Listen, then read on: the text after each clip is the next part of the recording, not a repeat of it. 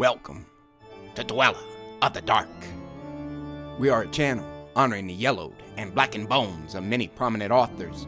We will be digging up several obscure, strange, and forgotten authors who influenced many of the great horror, science fiction, and fantasy writers today. More tales of the horrifying, obscure, strange, and forgotten are climbing out of the tombs. Subscribe, comment, like, donate, or I'll send Thaddeus Forge to steal your heathen soul. Unknown horror masters, send us ghoulish delights for the Skull and Bones collection. Your pound of writer's flesh will continue to feed our ghouls for now. Books, websites, podcasts, in the links below. Children of Horror, Legion of Ghouls. Tonight, the season of Halloween has arrived. Each day, night, or hell, whenever the spirit commands us, we'll be presenting all manner of Halloween-themed tales, short stories, a novel or two, and much more. Enjoy.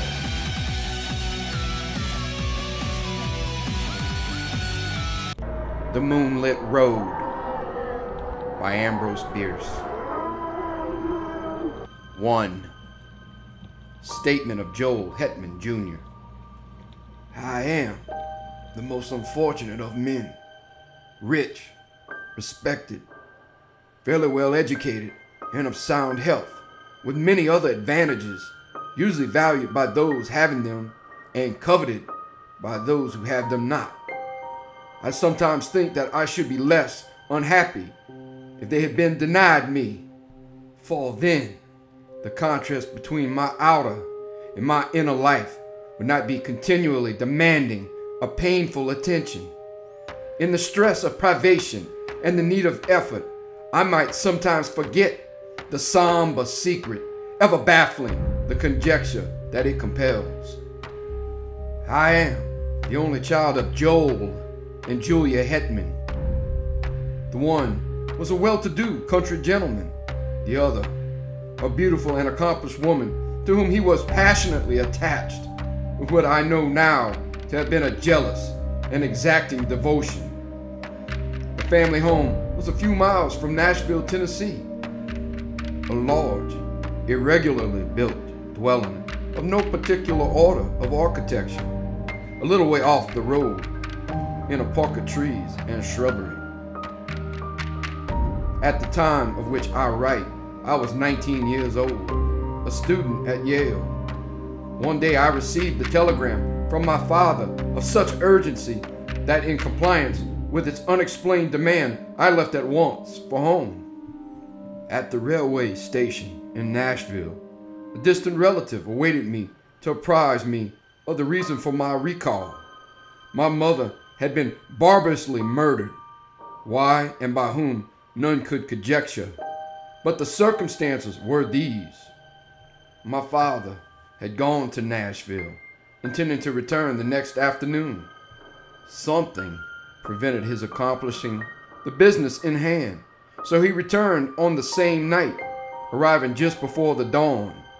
In his testimony before the coroner, he explained that having no latchkey and not caring to disturb the sleeping servants, he had, with no clearly defined intention, gone round to the rear of the house. As he turned an angle of the building, he heard a sound as of a door gently closed and saw in the darkness, indistinctly, the figure of a man, which instantly disappeared among the trees of the lawn. A hasty pursuit and brief search of the grounds, in the belief that the trespasser was someone secretly visiting a servant, proving fruitless, he entered at the unlocked door and mounted the stairs to my mother's chamber. Its door was open, and stepping into black darkness, he fell headlong over some heavy object on the floor. I may spare myself the details. It was my poor mother, dead of strangulation by human hands. Nothing had been taken from the house. The servants had heard no sound, and excepting those terrible finger marks upon the dead woman's throat, dear God, that I might forget them. No trace of the assassin was ever found. I gave up my studies and remained with my father, who, naturally, was greatly changed. Always of a sedate, taciturn disposition, he now fell into so deep a dejection that nothing could hold his attention, yet anything, a footfall, the sudden closing of a door, aroused in him a fitful interest. One might have called it an apprehension. At any small surprise of the senses, he would start visibly and sometimes turn pale, then relapse into a melancholy apathy, deeper than before. I suppose he was what is called a nervous wreck. As to me, I was younger then than now. There is much in that. Youth is Gilead, in which is balm for every wound. Ah, that I might again dwell in that enchanted land. Unacquainted with grief, I knew not how to appraise my bereavement. I could not rightly estimate the strength of the stroke. One night, a few months after the dreadful event, my father and I walked home from the city. The full moon was about 3 hours above the eastern horizon. The entire countryside had the solemn stillness of a summer night. Our footfalls and the ceaseless song of the katydids were the only sound aloof. Black shadows of bordering trees lay athwart the road, which, in the short reaches between, gleamed a ghostly white. As we approached the gate to our dwelling, whose front was in shadow and in which no light shone, my father suddenly stopped and clutched my arm, saying, hardly above his breath, God, what is that?" "I hear nothing," I replied. "But see!" he said, pointing along the road directly ahead. I said, "Nothing is there. Come, father, let us go in. You are ill." He had released my arm and was standing rigid and motionless in the center of the illuminated roadway, staring like one bereft of sense. His face in the moonlight showed a pallor and fixity inexpressibly distressing. I pulled gently at his sleeve, but he had forgotten my existence. Presently, he began to retire backward, step by step, never for an instant removing his eyes from what he saw, or thought he saw. I turned half round to follow, but stood irresolute. I do not recall any feeling of fear, unless a sudden chill was its physical manifestation. It seemed as if an icy wind had touched my face and enfolded my body from head to foot. I could feel the stir of it in my hair. At that moment, my attention was drawn to a light that suddenly streamed from an upper window of the house. One of the servants, awakened by what mysterious premonition of evil who can say, and in obedience to an impulse that she was never able to name, had lit a lamp. When I turned to look for my father, he was gone. In all the years that have passed, no whisper of his fate has come across the borderland of conjecture from the realm of the unknown. 2. Statement of Caspar Grattan. Today, I am said to live. Tomorrow, here in this room, will lie a senseless shape of clay that all too long was I. If anyone lift the cloth from the face of that unpleasant thing, it will be in gratification of a mere morbid curiosity. Some, doubtless, will go further and inquire, who was he? In this writing, I supply the only answer that I am able to make. Caspar Grattan. Surely that should be enough. The name has served my small need for more than 20 years of a life of unknown length. True, I gave it to myself, but lacking another, I had the right. In this world, one must have a name.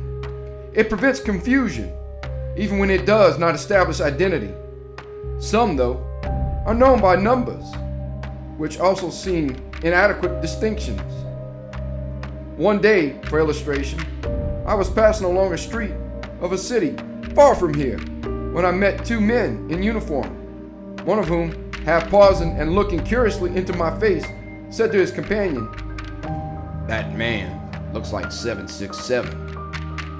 Something in the number seemed familiar and horrible. Moved by an uncontrollable impulse, I sprang into a side street and ran until I fell exhausted in a country lane. I have never forgotten that number, and always it comes to memory, attended by gibbering, obscenity, peals of joyless laughter, the clang of iron doors. So I say a name, even if self-bestowed, is better than a number. In the register of the potter's field, I shall soon have both. What wealth! Of him who shall find this paper, I must beg a little consideration. It is not the history of my life, the knowledge to write that is denied me. This is only a record of broken and apparently unrelated memories, some of them as distinct and sequent as brilliant beads upon a thread, others remote and strange, having the character of crimson dreams, with interspaces blank and black, witch fires glowing still and red in a great desolation. Standing upon the shore of eternity, I turn for a last look landward over the course by which I came. There are 20 years of footprints fairly distinct, the impressions of bleeding feet. They lead through poverty and pain, devious and unsure, as of one staggering beneath a burden, remote, unfriended, melancholy, slow. Ah, the poet's prophecy of me, how admirable, how dreadfully admirable. Backward beyond the beginning of this Via Dolorosa, this epic of suffering with episodes of sin, I see nothing clearly. It comes out of a cloud. I know that it spans only 20 years, yet I am an old man. One does not remember one's birth. One has to be told. But with me, it was different. Life came to me full-handed and dowered me with all my faculties and powers. Of a previous existence, I know no more than others, for all have stammering intimations that may be memories and may be dreams. I know only that my first consciousness was of maturity in body and mind, a consciousness accepted without surprise or conjecture. I merely found myself walking in a forest, half-clad, footsore, unutterably weary and hungry. Seeing a farmhouse, I approached and asked for food, which was given me by one who inquired my name. I did not know, yet knew that all had names. Greatly embarrassed, I retreated, and night coming on, lay down in the forest and slept. The next day I entered a large town, which I shall not name, nor shall I recount further incidents of the life that is now to end, a life of wandering, always and everywhere haunted by an overmastering sense of crime in punishment of wrong, and of terror in punishment of crime. Let me see if I can reduce it to narrative. I seem once to have lived near a great city, a prosperous planter, married to a woman whom I loved and distrusted. We had, it sometimes seems, one child, a youth of brilliant parts and promise. He is at all times a vague figure, never clearly drawn, frequently altogether out of the picture. One luckless evening, it occurred to me to test my wife's fidelity in a vulgar, commonplace way familiar to everyone who has acquaintance with the literature of fact and fiction. I went to the city, telling my wife that I should be absent until the following afternoon. But I returned before daybreak and went to the rear of the house, proposing to enter by a door with which I had secretly so tampered that it would seem to lock, yet not actually fasten. As I approached it, I heard it gently open and close, and saw a man steal away into the darkness. With murder in my heart, I sprang after him, but he had vanished, without even the bad luck of identification. Sometimes now, I cannot even persuade myself that it was a human being. Crazed with jealousy and rage, blind and bestial, with all the elemental passions of insulted manhood, I entered the house and sprang up the stairs to the door of my wife's chamber. It was closed, but having tampered with its lock also, I easily entered, and despite the black darkness, soon stood by the side of her bed. My groping hands told me that although disarranged, it was unoccupied. She is below, I thought, and terrified by my entrance has evaded me in the darkness of the hall.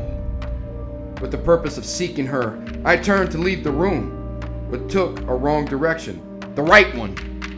My foot struck her, cowering in a corner of the room. Instantly, my hands were at her throat, stifling a shriek. My knees were upon her struggling body, and there in the darkness, without a word of accusation or reproach, I strangled her till she died. There ends the dream. I have related it in the past tense, but the present would be the fitter form, for again and again the somber tragedy reenacts itself in my consciousness. Over and over I lay the plan, I suffer the confirmation, I redress the wrong, then all is blank, and afterward the rains beat against the grimy window panes, or the snows fall upon my scant attire. The wheels rattle in the squalid streets where my life lies in poverty and mean employment. If there is ever sunshine, I do not recall it. If there are birds, they do not sing. There's another dream, another vision of the night. I stand among the shadows in a moonlit road. I am aware of another presence, but whose I cannot rightly determine. In the shadow of a great dwelling, I catch the gleam of white garments. Then the figure of a woman confronts me in the road. My murdered wife. There is death in the face. There are marks upon the throat. The eyes are fixed on mine with an infinite gravity, which is not reproach, nor hate, nor menace, nor anything less terrible than recognition. Before this awful apparition, I retreat in terror, a terror that is upon me as I write. I can no longer rightly shape the words. See, they. Now I am calm, but truly, there is no more to tell. The incident ends where it began, in darkness and in doubt. Yes, I am again in control of myself, the captain of my soul. But that is not respite. It is another stage and phase of expiation. My penance, constant in degree, is mutable in kind. One of its variants is tranquility. After all, it is only a life sentence. To hell for life. That is a foolish penalty. The culprit chooses the duration of his punishment. Today, my term expires. To each and all, the peace that was not mine. 3. Statement of the late Julia Hetman through the medium Bayrolls.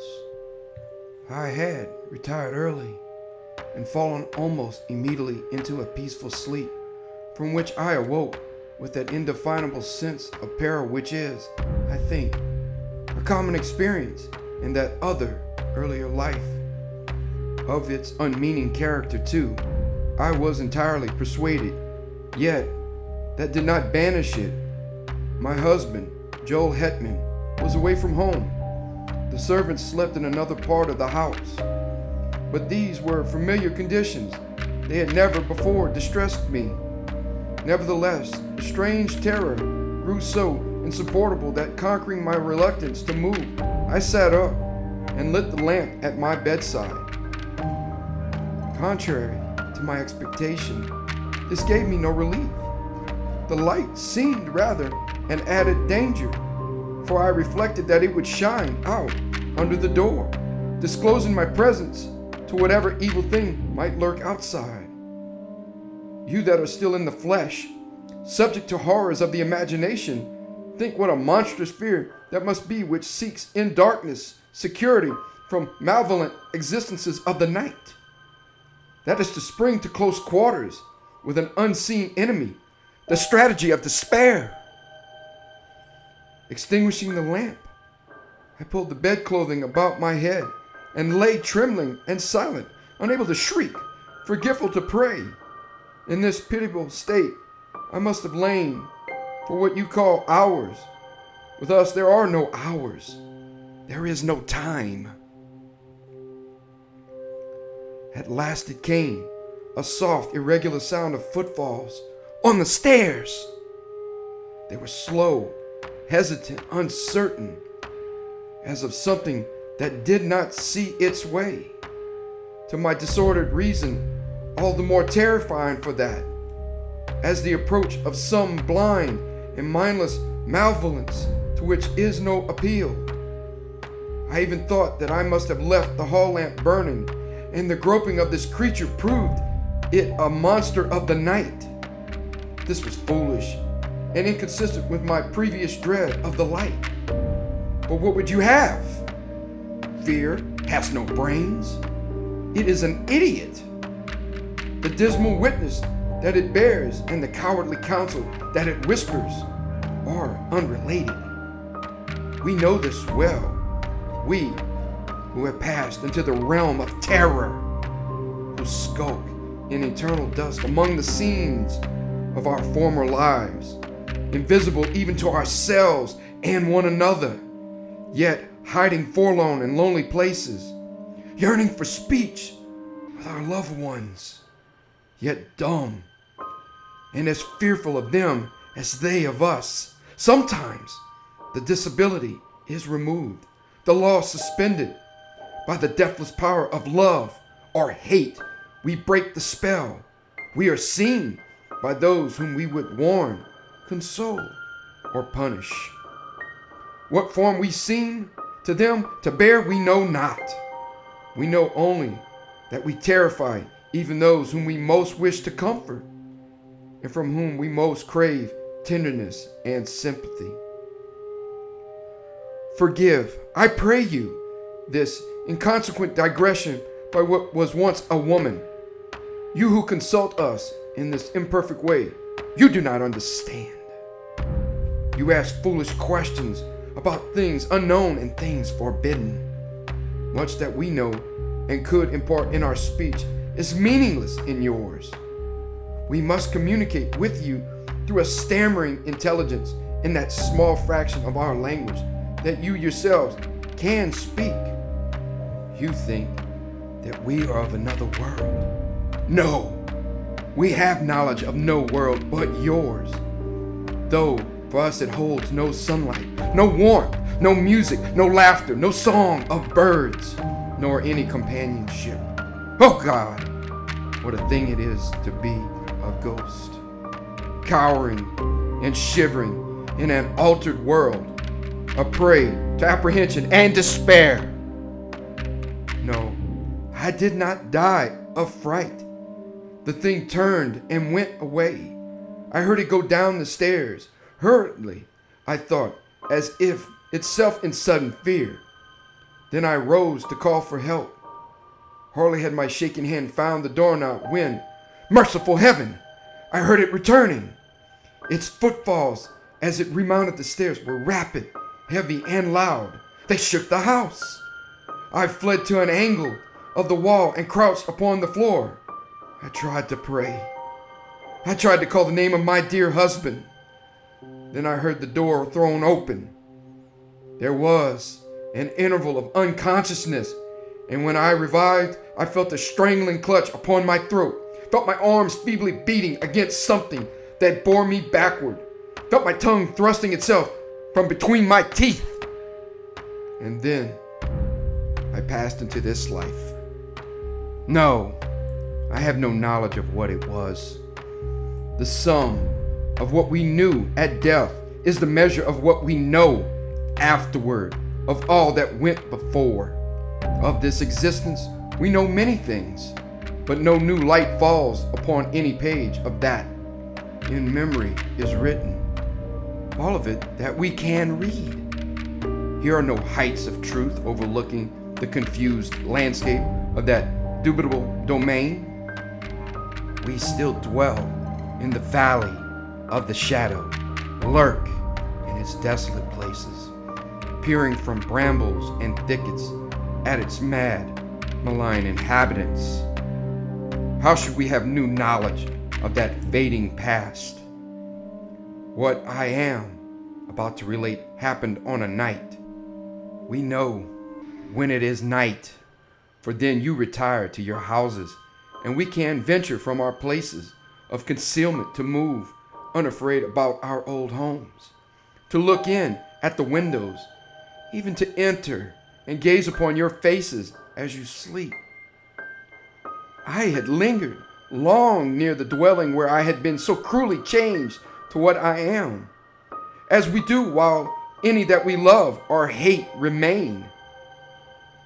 Vainly I had sought some method of manifestation, some way to make my continued existence and my great love and poignant pity understood by my husband and son. Always, if they slept, they would wake, or if in my desperation I dared approach them when they were awake, would turn toward me the terrible eyes of the living, frightening me by the glances that I sought from the purpose that I held. On this night, I had searched for them without success, fearing to find them. They were nowhere in the house, nor about the moonlit lawn. For although the sun is lost to us forever, the moon, full-orbed or slender, remains to us. Sometimes it shines by night, sometimes by day, but always it rises and sets, as in that other life. I left the lawn and moved in the white light and silence along the road, aimless and sorrowing. Suddenly I heard the voice of my poor husband in exclamations of astonishment, with that of my son in reassurance and dissuasion. And there, by the shadow of a group of trees, they stood, near, so near. Their faces were toward me, the eyes of the elder man fixed upon mine. He saw me, at last, he saw me. In the consciousness of that, my terror fled, as a cruel dream. The death spell was broken. Love had conquered law. Mad with exultation, I shouted. I must have shouted. He sees me, he sees me, he will understand. Then, controlling myself, I moved forward, smiling and consciously beautiful, to offer myself to his arms, to comfort him with endearments, and, with my son's hand in mine, to speak words that should restore the broken bonds between the living and the dead. Alas, alas, his face went white with fear. His eyes were as those of a hunted animal. He backed away from me as I advanced, and at last turned and fled into the wood, whither it is not given to me to know. To my poor boy, left doubly desolate, I have never been able to impart a sense of my presence. Soon, he too must pass to this life invisible and be lost to me forever. Thank you for listening. Have a great night.